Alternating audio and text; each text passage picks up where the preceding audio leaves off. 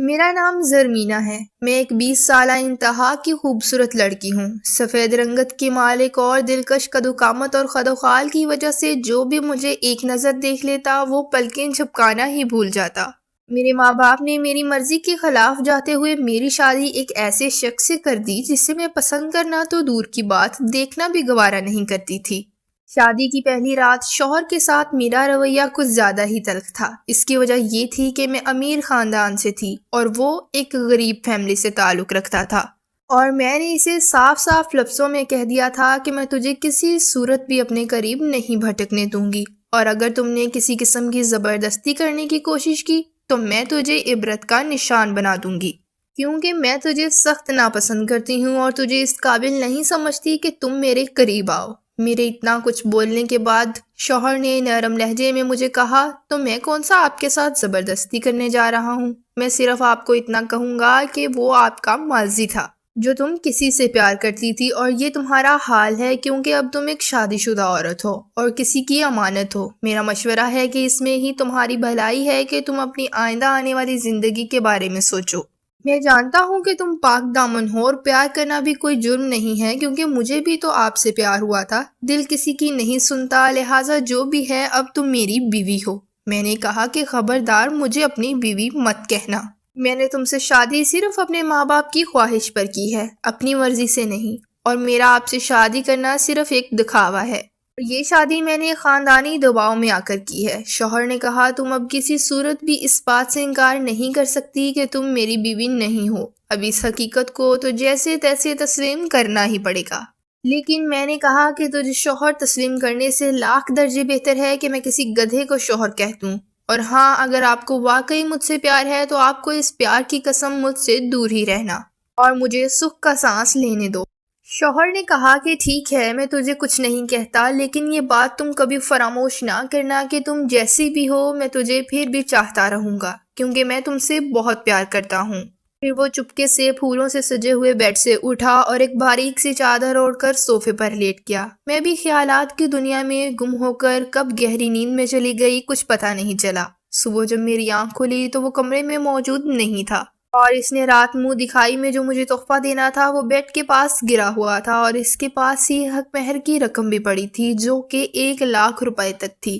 پھر میں نے حق مہر اور تحفے کو اٹھا کر بیڈ کی سائڈ ٹیبل میں رکھا اور اپنا زیور اتار کر ڈریسنگ ٹیبل میں رکھتے ہوئے واش روم میں فریش ہونے کے لیے چلی گئی۔ پھر فریش ہوتے ہی میں کمرے کا دروازہ کھول کر بیڈ پر بیٹھ گئی۔ اس دوران میں نے چہرے پر برائے نام مسکراہٹیں جاری ہوئی تھیں تاکہ کسی کو مجھ پر شک نہ ہو کہ میں نے اپنے شوہر پر کتنا ستم ڈھایا ہے۔ تھوڑی دیر بعد عورتیں میرے گرد جمع ہونا شروع ہو گئیں اور میں نے لڑکے کی مامی اور پھپھو کے ساتھ مل کر سسرال کے گھر کا پہلا ناشتہ کیا۔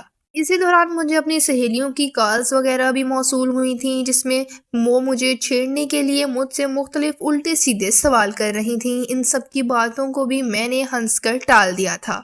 خیر، اب شادی کی تمام ضروری رسومات ادا کرنے کے بعد آج ہماری شادی کی دوسری رات تھی، لہٰذا آج بھی میں اپنے شوہر کے کمرے میں ہی بیڈ پر لیٹی ہوئی تھی، تو وہ بھی خاموشی سے آ کر میرے برابر میں ہی لیٹ گیا، اور مجھے یہ بات بہت ہی ناگوار گزری۔ میں نے اس سے کہا کہ بغیر کوئی تاخیر کیے اپنی جگہ پر جا کر سو جاؤ۔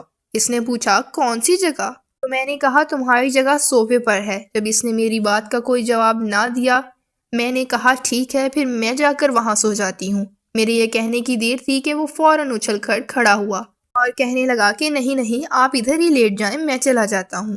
خیر، ہماری یہ رات بھی ایسی ہی گزر گئی تھی، اور جب میری شادی کے تیسرے دن کا سورج طلوع ہوا تو میں نے موقع پا کر اپنے پھپھو کے بیٹے جس کا نام افنان تھا اسے کال ملائی، جسے میں ٹوٹ کر چاہتی تھی۔ کال اٹھاتے ہی جیسے ہی اس نے میری آواز سنی تو وہ پھوٹ پھوٹ کر رونے لگا اور مجھے کوسنے لگا کہ تم نے مجھے پیار کے بدلے دھوکہ دیا، مجھ سے اتنے بڑے بڑے وعدے کر کے اب کسی اور کی راتیں پرسکون بنا رہی ہو۔ میں نے بھی روتے ہوئے اسے کہا کہ تم غلط سوچ رہے ہو، ایسا کچھ بھی نہیں ہے۔ میں اب بھی تم سے بہت پیار کرتی ہوں، اور اسی لیے میں نے ابھی تک اپنے شوہر کو اپنے قریب نہیں آنے دیا اور نہ ہی کبھی آنے دوں گی، اور جلد ہی میں اس سے طلاق لے کر تجھے اپنا لوں گی، اور دیکھنا پھر سے ہم ایک ہو جائیں گے، اور جب ہم ایک ہوں گے تب بھی میں کنواری ہی ہوں گی، تم بے فکر رہو۔ خیر، اب ہماری شادی کو 10 دن گزر چکے تھے، اور میں نے 10 دنوں میں بھی شوہر کے لاکھ تڑپنے کے باوجود اسے قریب نہیں آنے دیا تھا۔ کبھی کبھار میرے دل میں رحم بھی آتا، لیکن پھر میں اپنے محبوب کا سوچ کر خود کو سنگ دل بنا لیتی۔ اب شادی کے 15 دن بعد میرے والد پھر سے بیرون ملک واپس چلے گئے تھے، اور والد کے چلے جانے کے 1-2 دن بعد ہی شوہر بھی روزگار کے سلسلے میں اسلام آباد چلا گیا۔ لہٰذا تمام رشتہ دار بھی بہت دن پہلے ہی اپنے اپنے گھروں کو لوٹ چکے تھے۔ اب گھر میں میرا سسر، ساس اور شوہر کے چچا کی فیملی ہی رہتی تھی، کیونکہ یہاں جوائنٹ فیملی سسٹم تھا۔ گھر میں موجود تمام افراد ہی مجھے بہت زیادہ عزت اور احترام اور پیار دیتے تھے، اور میں بھی اس ماحول میں خود کو کافی پرسکون محسوس کرتی تھی۔ ایک دن یوں ہی جب بیڈ پر لیٹی سوچوں میں گم تھی تو مجھے خیال آیا کہ مجھے شوہر نے جو گفٹ اور حق مہر دیا تھا وہ میں نے بیڈ کی سائڈ ٹیبل میں رکھا تھا، اور دوبارہ میں نے پلٹ کر دیکھا ہی نہیں۔ میں فوراً سے چونکی اور بیڈ کی سائڈ ٹیبل کھول کر اس میں تحفہ اور حق مہر کی رقم دیکھنے لگی، جو کہ ابھی بھی اس میں ویسی کی ویسی پڑی ہوئی تھی جیسی میں نے رکھی تھی۔ پھر جب میں نے تحفے کو کھول کر دیکھا تو اس میں ایک بہت ہی اچھی کمپنی کا ٹچ موبائل تھا۔ اسے پا کر میری خوشی کی انتہا نہیں رہی تھی، کیونکہ میں بھی تو اسی چیز کی طلبگار تھی اور مجھے پیسوں کی بھی ضرورت تھی، یعنی دونوں چیزیں ہی میری توقع کے مطابق تھیں۔ پھر میں نے پرس کی زپ کھولی اور حق مہر کی رقم اس میں ڈال دی، اور پھر سے خوشی خوشی سونے کے لیے بیڈ پر لیٹ گئی۔ اب یہ میرا روزانہ کا معمول بن چکا تھا کہ میں کئی گھنٹے تک اپنی پھپھو کے اسی بیٹے سے باتیں کرتی رہتی تھی جسے میں پیار کرتی تھی۔ یوں کہہ لیں کہ صبح دوپہر شام بس مجھے کام ہی یہی ہوتا تھا۔ ابھی کچھ دن گزرے تھے کہ پھپھو کا بیٹا مجھ سے پیسوں کا مطالبہ کرنے لگا کہ مجھے کچھ پیسوں کی ضرورت ہے، اگر دے دو تو آپ کی مہربانی ہوگی۔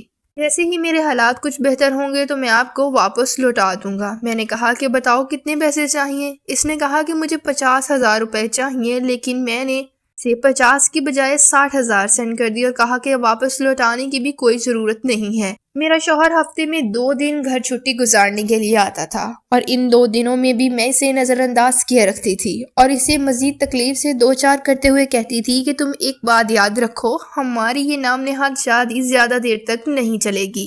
اس کے باوجود بھی جب وہ گھر آتا تو میرے لیے اپنے وسائل سے بڑھ کر تحفے تحائف لاتا تھا، جس میں میرے لیے نئے ڈیزائن کے سوٹ، جوتے اور جویلری وغیرہ ہوتی تھی، لیکن میں ان کی قدر نہیں کرتی تھی۔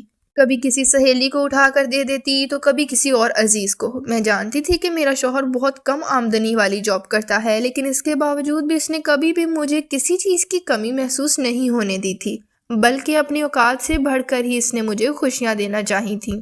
لیکن میرے لیے یہ سب بے معنی تھا۔ اب میں سارا دن گھر میں پڑی پڑی بور ہوتی رہتی تھی، لہٰذا میں نے سوچا کہ کیوں نہ میں پھر سے اپنی تعلیم جاری رکھوں، کیونکہ میں میٹرک پاس تھی اور میٹرک میں نے اچھے گریڈ سے نمبر حاصل کیے تھے، جو کہ تقریباً 1100 میں سے 850 کے قریب بنتے تھے۔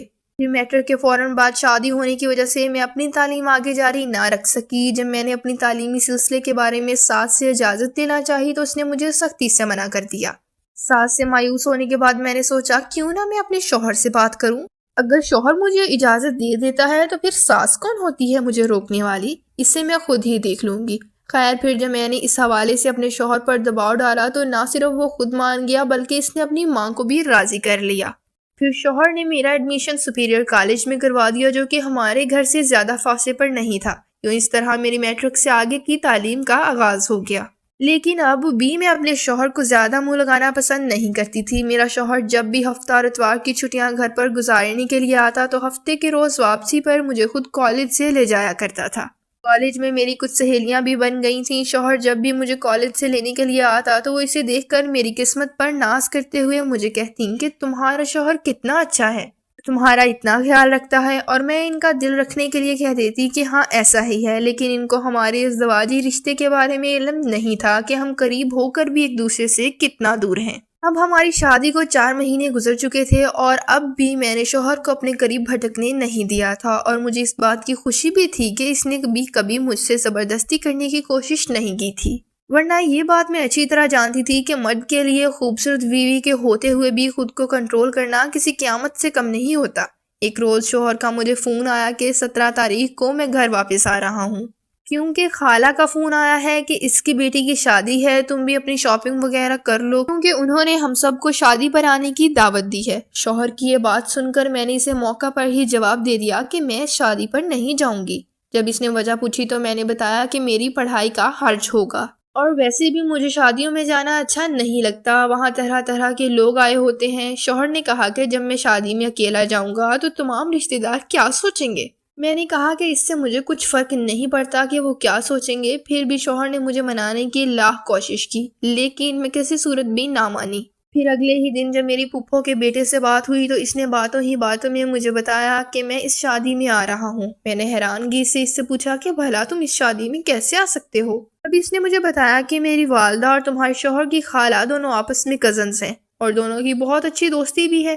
پھر میں نے اپنے کیے گئے فیصلے پر افسوس کرتے ہوئے اسے کہا کہ میں تو اپنے شوہر کو شادی پر آنے سے صاف انکار کر چکی ہوں۔ پھر جب پھپھو کے بیٹے نے میری اس بات پر ناراضگی کا اظہار کیا تو میں نے اسے کہا کہ تم فکر نہ کرو، جو بھی ہو اب تو میں ہر حال میں شادی میں آؤں گی۔ اپنے محبوب کی اس شادی میں شرکت کا سن کر میری خوشی کی انتہا نہیں تھی، کیونکہ کئی مہینوں بعد مجھے اس سے روبرو ملنے کا موقع مل رہا تھا۔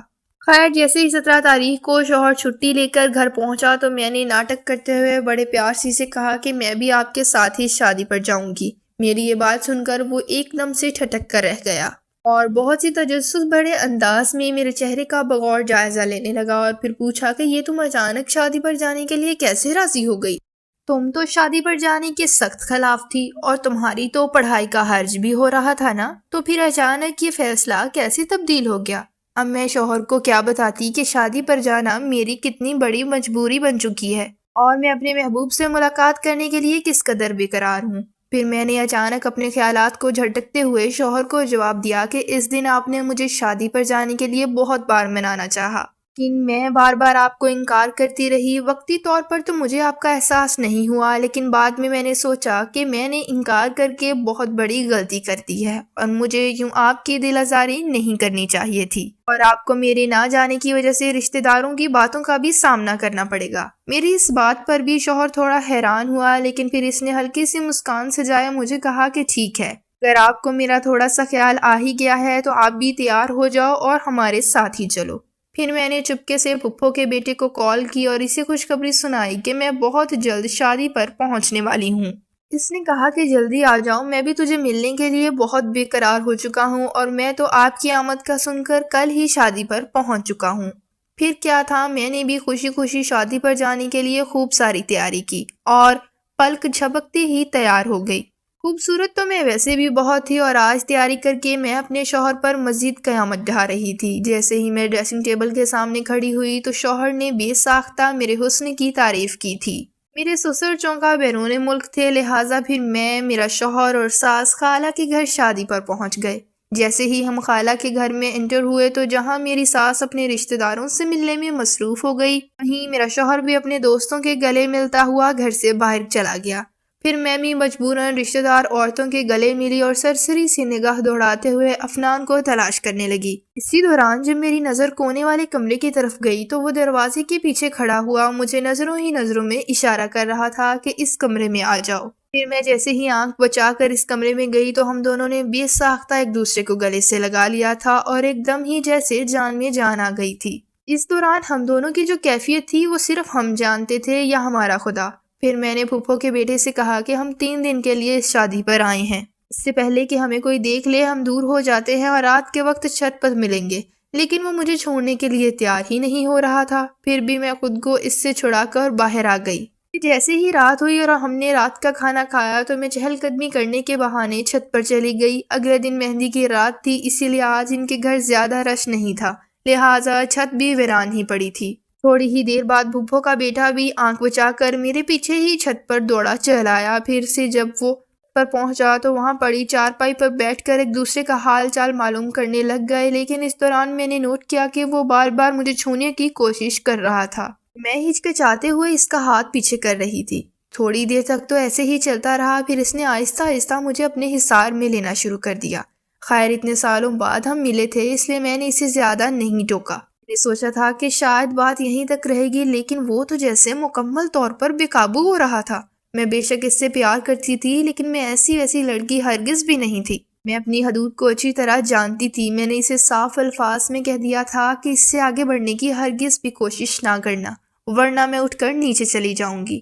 تی طور پر تو اس نے خاموشی اختیار کر لی، لیکن تھوڑی ہی دیر بعد اس نے پھر سے وہی حرکتیں شروع کر دیں۔ اب وہ مجھ سے پیار کی ڈیمانڈ کرنے لگ گیا تھا، لیکن میں اسے بار بار انکار کر رہی تھی۔ اب اس نے مجھ سے ہلکی پھلکی مزاحمت کرنا شروع کر دی تھی۔ اس کے سر پر تو جیسے پیار کا بھوت سوار ہو چکا تھا۔ میں نے خود کو اس سے چھڑانے کی ہر ممکن کوشش کی، لیکن اس کی گرفت تو مزید مضبوط ہوتی جا رہی تھی۔ اس سے پہلے کہ میں اس کے سامنے ہار مان لیتی، اسی دوران ہمیں چھت پر کسی کے قدموں کی آہٹ سنائی دی، اور جب نظریں اٹھائیں تو سامنے سیڑھیوں کے پاس میرے شوہر کھڑے تھے اور وہ قہر آلودہ نظروں سے ہمیں دیکھ رہے تھے۔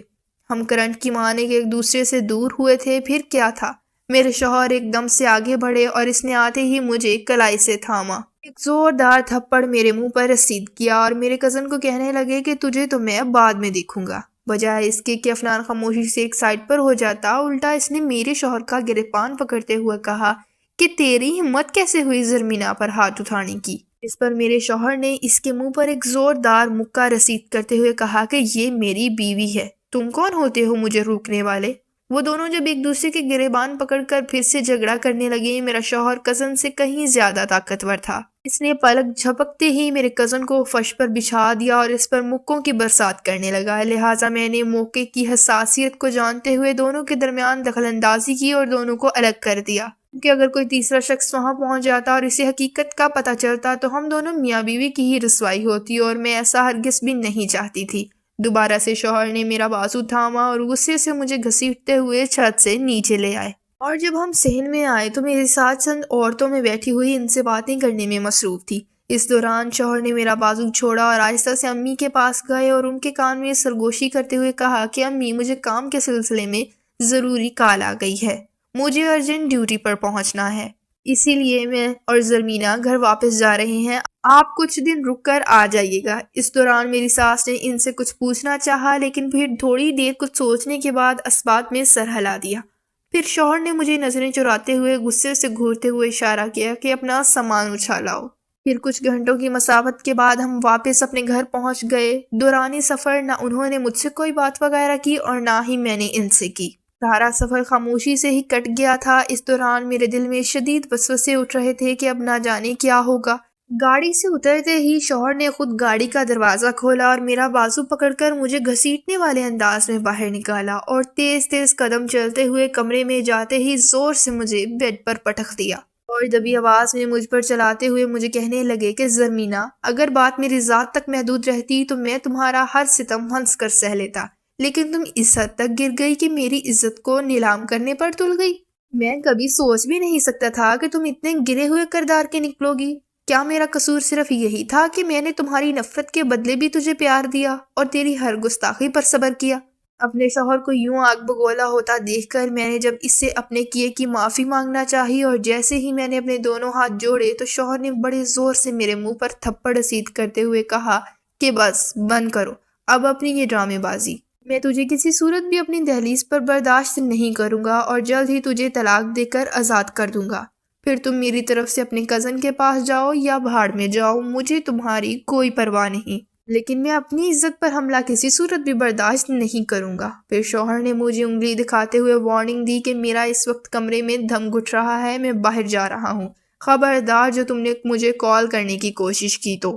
یہ کہتے ہی وہ تیزی سے پھنکارتے ہوئے کمرے سے باہر چلے گئے، اور میں اپنے کامتے وجود کے ساتھ وہیں بیڈ پر بیٹھی پتھر کا مجسمہ بن چکی تھی۔ پہلے پہل تو مجھے اپنے رویے اور شوہر کے ساتھ ناروا سلوک کی ذرا بھی پرواہ نہیں ہوتی تھی، لیکن آج نہ جانے کیوں مجھے بڑی شدت سے اپنی غلطیوں کا احساس ہو رہا تھا۔ لیکن اب وقت میرے ہاتھ سے نکل چکا تھا۔ ابھی میں انہی سوچوں میں گم تھی کہ اسی دوران مجھے میرے کزن افنان کی کال آنا شروع ہو گئی۔ پہلے پہل تو میرا دل کیا کہ میں اس کی کال کاٹ دوں، کیونکہ میں فی الحال اپنے ہوش و حواس میں نہیں تھی۔ پھر بالآخر جھجکتے ہوئے میں نے جیسے ہی اس کی کال پک کی تو میں نے پہلی فرصت میں ہی اسے کہہ دیا کہ پلیز مجھے اب کال مت کرنا، میں پہلے ہی بہت پریشان ہوں۔ ابھی میں اپنی بات مکمل کرتی اس سے پہلے ہی وہ چیخ کر بولا کہ مجھے اپنے شوہر کا نمبر دو، میں اسے اس کی اوقات یاد دلانا چاہتا ہوں۔ میں نے کہا کہ نہیں، تم ایسا کچھ بھی نہیں کرو گے، لیکن وہ تھا کہ مسلسل آگ بگولا ہو کر مجھ سے نمبر لینے کی ضد کیا جا رہا تھا۔ جب میں نے اس سے نمبر لینے کی اصل وجہ پوچھی تو ابھی اس نے مجھے بتایا کہ میں اب تیرے شوہر کو زندہ نہیں چھوڑوں گا اور اسے ختم کر کے میں تجھے حاصل کر لوں گا۔ میں اسے بتاؤں گا کہ کیسے اس نے میرے گریبان پر ہاتھ ڈالا۔ میں نے اسے اس عمل سے لاکھ روکنا چاہا، لیکن وہ اپنی انا کی تسکین کے لیے اپنے اس ارادے سے باز نہیں آیا۔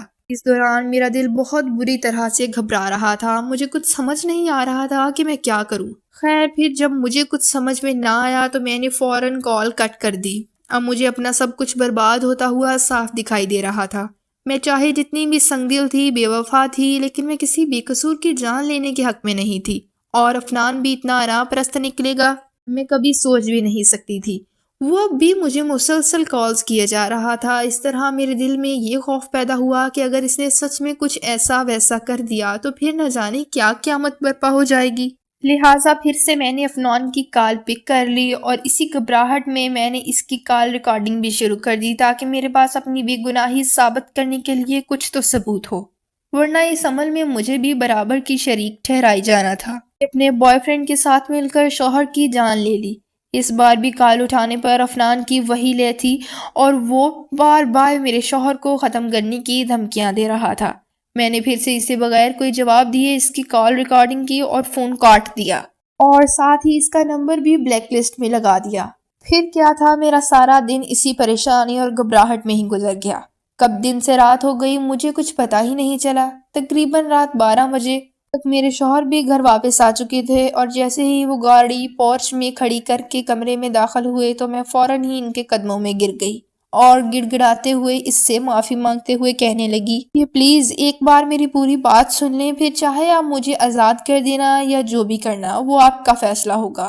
پھر شوہر نے مجھے کاندھوں سے پکڑ کر کھڑا کیا اور اپنا منہ دوسری طرف کرتے ہوئے پوچھا کہ بتاؤ کیا بات کرنی ہے۔ پھر میں نے اسے عفنان کے سارے گھنونے ارادوں سے آگاہ کر دیا، اور ساتھ ہی میں نے کہا کہ پلیز کچھ ایسا کریں جس سے آپ کی جان کو نقصان نہ ہو۔ اگر خدا نخواستہ آپ کو میری وجہ سے ذرا بھی آنچ بھی آئی تو میں خود کو کبھی بھی معاف نہیں کر پاؤں گی۔ میرے منہ سے یہ سننا تھا کہ شوہر نے ایک دم سے حیرت بھری نگاہوں سے مجھے دیکھا، اور پھر طنزیہ مسکراہٹ کے ساتھ کہا کہ جسے میری عزت تک کی پرواہ نہیں، اسے آج میری جان کی پرواہ کیسے ہو گئی؟ پھر میں نے شرمندگی کے مارے اپنی نگاہیں نیچے جھکاتے ہوئے پھر سے اس کے آگے ہاتھ جوڑے اور اسے کہا کہ اب تو میں خود بھی اپنے آپ کو اس قابل نہیں سمجھ رہی کہ میں آپ جیسے نیک، شریف اور اتنی محبت دینے والے شوہر کے ساتھ رہوں۔ بس آپ کسی طریقے سے خود کو محفوظ کریں، پھر آپ بے شک مجھے اپنی زندگی سے نکال دینا، مجھے آپ سے کوئی شکوہ نہیں ہوگا، کیونکہ اس سب کے ذمہ دار میں خود ہوں۔ میرے منہ سے یہ سننا تھا کہ ایک دم سے شوہر نے مجھے اپنے سینے سے لگا لیا، اور نم آنکھوں سے مجھے کہا کہ زمینہ میں تم سے بہت پیار کرتا ہوں۔ تم نے سوچ بھی کیسے لیا کہ میں تجھے اپنی زندگی سے نکال دوں گا؟ لیکن اگر تجھے اب بھی اپنے کیے پر پچھتاوا نہ ہوتا اور تجھے اپنی غلطی کا احساس نہ ہوتا تو پھر میں شاید تجھے آزاد کرنے میں ایک سیکنڈ بھی نہ لگاتا۔ لیکن جب تم نے مجھ سے معافی مانگی اور مجھے ایک الگ ہی زمینہ دیکھنے کو ملی تو میں نے اسی وقت تجھے اپنی زندگی سے نکالنے کا ارادہ ترک کر دیا تھا، اور آئندہ بھی مجھے تم پر پوری امید ہے کہ تم اپنی عزت کو میری عزت پر ترجیح دو گی۔ پھر کیا تھا، اسی وقت ہم دونوں میاں بیوی نے عفنان سے متعلق لائحہ عمل طے کیا اور تمام ثبوت پولیس کے حوالے کر کے عفنان کو جیل کی سلاخوں کے پیچھے دھکیل دیا، اور پھر ہم اپنا گھر فروخت کر کے دونوں میاں بیوی فیملی سمیت اسلام آباد شفٹ ہو گئے، جہاں میرے شوہر کی جاب تھی، اور اب ہم ہنسی خوشی اپنی خوشگوار زندگی بسر کر رہے ہیں اور اپنے ماضی کو ایک ڈراؤنا خواب سمجھتے ہوئے ہمیشہ کے لیے فراموش کر دیا ہے۔